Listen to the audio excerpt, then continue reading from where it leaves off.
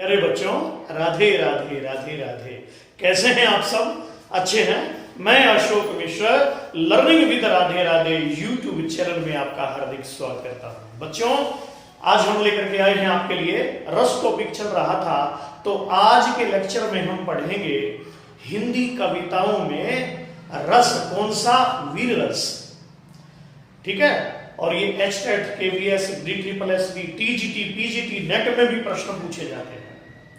और यदि आपने अब तक हमारे YouTube channel learning with Radhe Radhe को सब्सक्राइब नहीं किया है तो जल्दी से इसे सब्सक्राइब करिए और बेल आइकन भी दबाइए, जिससे आपको आगे की वीडियोस की नोटिफिकेशन मिलती रहेगी। तो चलिए बिना देर लगाए हम शुरू करते हैं। प्रेम से कहो राधे राधे। ये है बेटे वीर रस। साहित्य से उत्पन्न जो आनंद है उसे हम कहते हैं रस। और रस सूत्र किसने दिया?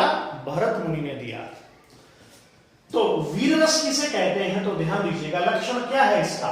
जब युद्ध अथवा कठिन कार्य को करने के लिए मन में जो उत्साह की भावना विकसित होती है उसे हम वीर रस कहते हैं। ठीक है। तो जहां पर काव्य में नायक नायिका की वीरता का वर्णन, पराक्रम का वर्णन, तेज ओज मेद का वर्णन होता है, तो बेटे वहां पर हो जाता है वीर रस। और वीर रस का जो स्थायी भाव है, प्रायः परीक्षा में पूछ लिया जाता है, तो स्थायी भाव है उत्साह, और इसका आश्रय है नायक या वीर पुरुष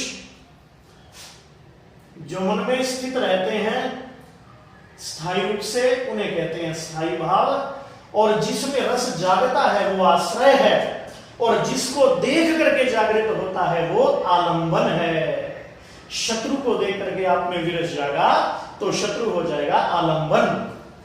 और उद्दीपन, जिसके कारण रस और बढ़ जाता है, जैसे युद्ध के नगाड़े, यश की इच्छा, शत्रु का अहंकार, तो बेटे ये कहलाता है उद्दीपन। और अनुभाव है ना, आश्रय से प्रकट होने वाले जो भाव हैं, जैसे अनुभाव में अंग फड़कने लगते हैं नायक के, हीरो के, है ना, प्रहार करता है वो, धर्मानुकूल आचरण, संचारी भाव, जैसे उसमें गर्व, आत्मविश्वास, आवेग, उग्रता, चपलता। अब ध्यान दीजिएगा, जैसे राम रावण का युद्ध हो रहा है तो राम में जो उत्साह है वो वीर रस है, और राम में जो वीरस प्रकट हो रहा है तो राम हो गए आश्रय, रावण हो गया आलंबन। ठीक है। और युद्ध के शंख नगाड़े ये जो बज रहे हैं, और रावण का जो बड़बोलापन है, रावण जो बोल रहा है, उनको सुन करके राम जी में और ज्यादा वीरस प्रकट हो रहा है, तो ये उद्दीपन हो जाएगा। और फिर राम ने अपनी जटाएं बांध ली हैं, धनुष तान लिया है, तो ये हो जाएगा अनुभाव। अंग फड़क गए राम जी के हैं, और राम जी में आत्मविश्वास, आवेग, ये संचारी भाव हो गए हैं। तो पहचान लेंगे। अब आगे देखिएगा, इसके उदाहरण देखिए। हमें कैसे पता चलेगा कि इस कविता में वीर रस है? पहली पंक्ति देखिए, वीर तुम। इसके कवि जो हैं द्वारिका प्रसाद माहेश्वरी है, और बड़ी सुंदर कविता है। वीर तुम बढ़े चलो, धीर तुम बढ़े चलो, सामने पहाड़ हो, सिंह की दहाड़ हो। वीर तुम रुको नहीं, वीर तुम थको नहीं। तो इसमें वीरता का वर्णन हुआ है ना। इसमें कहा गया है वीर तुम आगे बढ़ते चलो जब तक लक्ष्य को प्राप्त न कर लो। तो इसमें वीरता का वर्णन है। तो जैसा कि नाम से स्पष्ट हो रहा है, वीर तुम बढ़े चलो, धीर तुम बढ़े चलो, सामने पहाड़ हो, सिंह की दहाड़ हो। तो इसमें कौन सा रस होगा? वीर रस इसमें हो जाएगा, वीरता का वर्णन है। अब अगली पंक्ति देखिए, सेकंड पंक्ति देखिए। ये रामचरितमानस से ली गई है। इसके कवि हैं गोस्वामी तुलसीदास जी। सीता जी के स्वयंवर में श्री राम जी बैठे हैं और अनेक राजा लोग भी बैठे हैं। तो देखिएगा गोस्वामी तुलसीदास जी क्या वर्णन करते हैं। अनेक योद्धा लोग राम जी को ऐसे देख रहे हैं मानो वीर रस ही शरीर धारण करके बैठा हो। कि देख ही भूप महारन धीरा, मनहु वीर विरस धरे शरीरा, देखनी भूप महारण धीरा। राम जी को योद्धा ऐसे देख रहे हैं मानो शरीर धारण करके वीर से भी बैठा हो। तो तुलसीदास जी का वीरस बड़ा अद्भुत है। अभी देखिएगा बड़ी फेमस कविता सुमन जी की, रणबेरी बज उठी वीरवर पहनों केसरिया माना। इसके कवि शिव मंगल सिंह सुमन। रणबेरी बज उठी वीरवर पहनों केसरिया बाना, और मिट जाओ वतन पर इस तरह जिस तरह क्षमा पर परवाना। तो इसमें भी जो है वीरस का प्रयोग हुआ है। रणबेरी बज उठी, है ना, युद्ध के नगाड़े बज उठे, वीरवर पहनो केसरिया बाना, और मिट जाओ वतन पर इस तरह जिस तरह क्षमा पर परवाना। तो बेटे इसमें भी हो जाएगा वीररस। पंक्ति को सुनते ही आप में वीरता छा जाएगी। ये वीररस की पहचान है, आप में उत्साह का संचार होने लगेगा। देखो वीर भी कई प्रकार के हैं। धर्मवीर जो धर्म करने में वीर, जैसे युधिष्ठिर। दानवीर, है ना, दानियों में जो वीर, जैसे कर्ण। रणवीर जैसे अर्जुन, और दयावीर जैसे श्री राम। दया, तो कई प्रकार के वीर हो सकते हैं। जैसे मैं कहूं, जननी जने तो भक्त जन याद आता या शूर, नहीं तो जननी बांझ रहे काहे गवाए नूर। जननी जने तो भक्त जन याद आता या शूर, वही वीर प्रसूता है, वही माता वीर माता है। जननी जने तो भक्त जन, या तो किसी दया वीर को जन्म दे, भक्त को जन्म दे। जननी जने तो भक्त जन या दाता, या दानवीर को जन्म दे, या किसी शूरवीर को जन्म दे। तो जननी जने तो भक्त जन या दाता या शूर, नहीं तो जननी बांझ रहे काहे गवाए नूर। ये सब वीरता की पहचान है। आगे देखिए पंक्ति बड़ी फेमस है पंक्ति ये। झांसी की रानी सुभद्रा कुमारी चौहान की बड़ी फेमस कविता है। वीर रस की फड़फड़ाती हुई पोयम कि चमक उठी सन 57 में, वह तलवार पुरानी थी, बुंदेलों के हर बोलों हमने सुनी कहानी थी।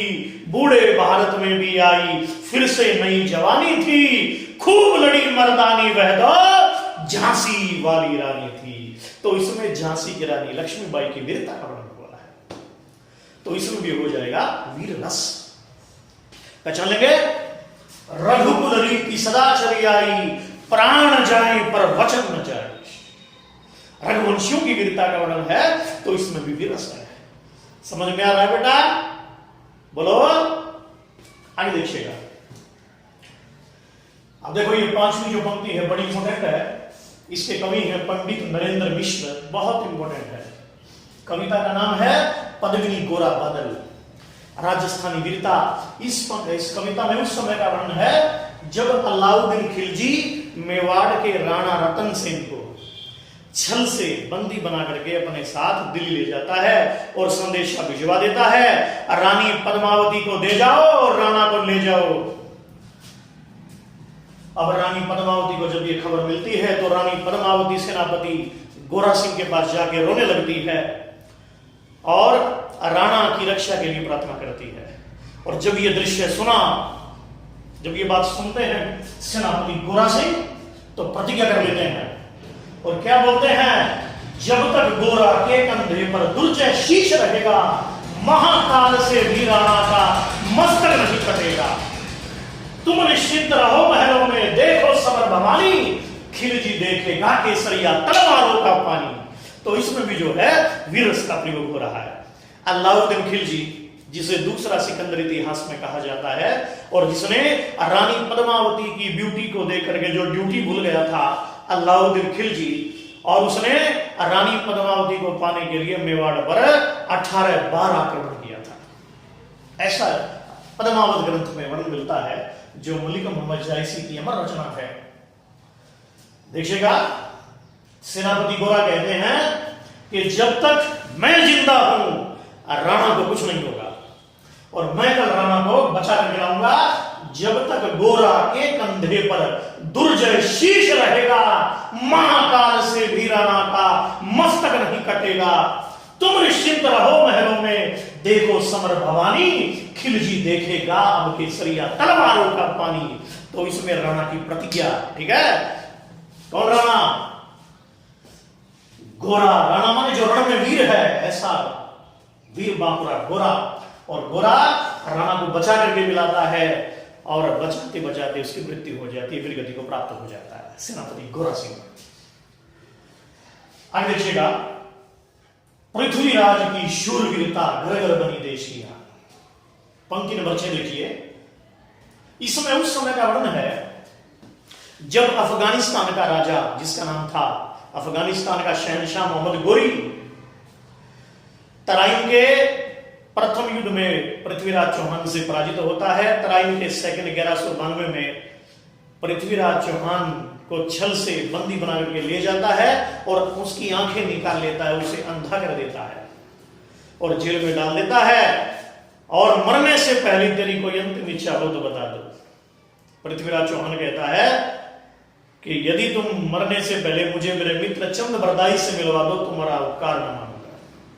चंद बरदाई को बुलाया जाता है। चंद बरदाई पृथ्वीराज चौहान के दरबारी कवि थे, पंडित थे, और वो कहता है कि मरने से पहले मैं चंद का छंद सुनना चाहता हूं।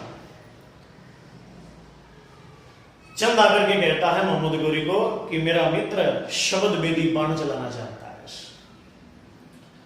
उन्हें विश्वास दिलाने के लिए एक तमाशे का आयोजन होता है, जिसमें पृथ्वीराज चौहान के हाथ में धनुष दे दिया जाता है, बाण दे दिया जाता है और चंद बरदाई को बैठा दिया जाता है। तू कविता सुना और तू बाण चला, जैसा फिल्मों में होता है। जब तक तुम नाचती रहोगी इसकी सांसें चलती रहेंगी। यह नाचना बंद, यह सांसें बंद, तो एक तमाशा सा होता है। और वहां चंद बरदाई कविता सुनाता है, पृथ्वीराज की वीरता का उसमें वर्णन करता है। कविता आपके सामने है, देखिएगा। कविता कौन सी है? पृथ्वीराज की शूरवीरता घर घर बनी देश की आन, धूप में दमके रावणी गोरा, ज्यों वीरों का वीर महान। जय जय पृथ्वीराज चौहान, जय जय पृथ्वीराज चौहान।